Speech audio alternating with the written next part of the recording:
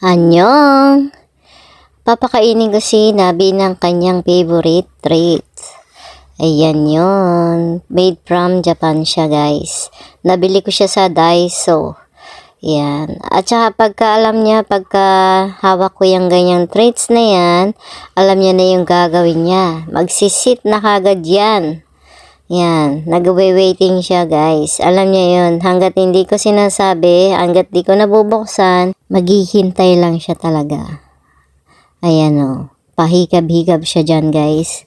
Naantok na yan eh. Yan, tingnan nyo, guys. O yan, sunggab, kung sunggab. Favorite niya yan, guys.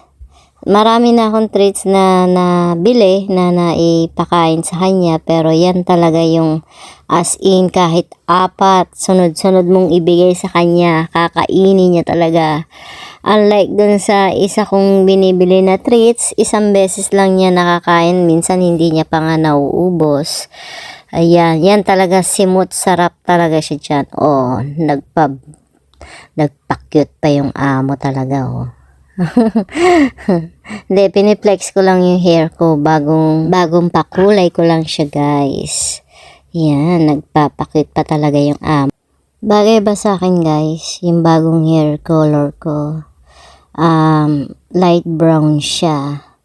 Ayan na nga, paubos na ang kanyang pagkain. Yan na, simot-simot niya na yung kanyang treats.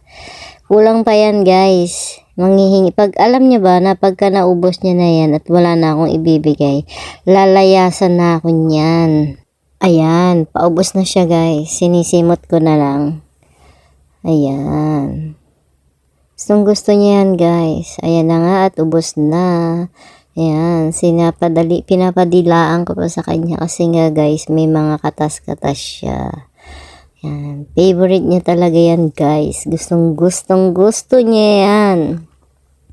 Oh, sabi ko, ubos na. Mag-thank you ka na sa kanila at mag-bye ka na.